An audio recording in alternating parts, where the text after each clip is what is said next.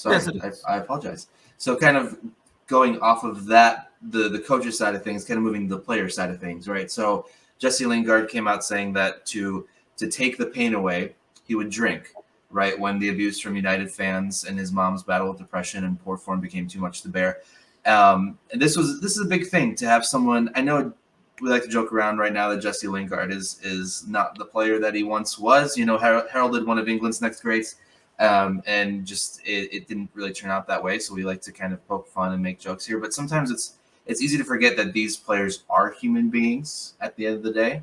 And I know sometimes it's difficult to grow up your whole life being told that you're so special, that being told you're the next big thing, you're the next great, wonderful thing.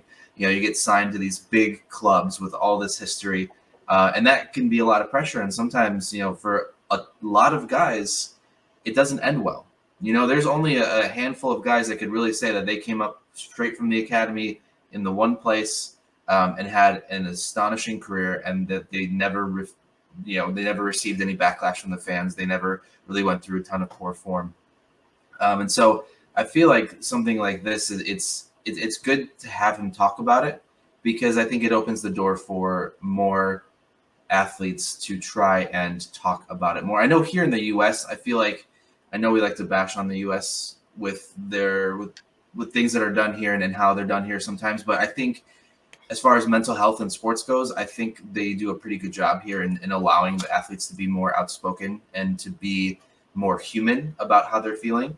And I feel like in England, it might still be, a little behind on the timeline, because there's that feeling of, that masculine feeling of, why is there something wrong? You know, you're a footballer. It's fine. Be a man. Get over it. Like, stop being a little wuss. You know, and I think sometimes it goes much deeper than that. And when you're in a locker room full of those kinds of guys, they're just trying to tell you to get over it and just be a man. It can get worse. You either suppress it and you battle it on your own, or you lash out. And then sometimes you lash out on people who don't deserve to be lashed out on, So I think him opening up about that is a good step, because you never always hear about this. And I feel like it does humanize players. And sometimes we do forget that they are just like us and they go through things.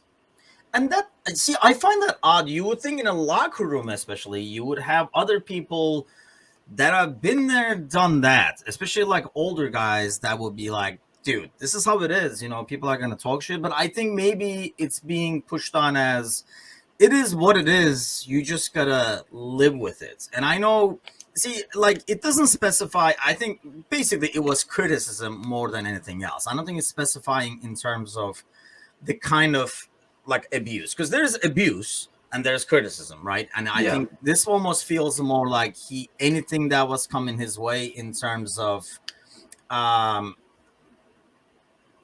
negative looks like, obviously it's gonna build up on you. Sparky Parky says we would just say man up.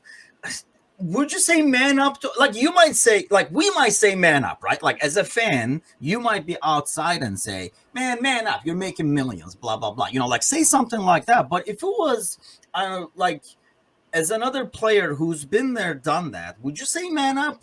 Maybe you had to man up. You're, as an older player back in the day, like you're saying, Mateusz, you couldn't be more open about it, so you had to man up. So I don't know if it's kind of like when I was your age, you just had to man up, man. This shit happens, or you would think it would be more like, hey, man, that stuff happens. Here's what you do, like you ignore it or whatever the case might be. And at the same time, that's easier said than done too. I think, to say I just ignore it.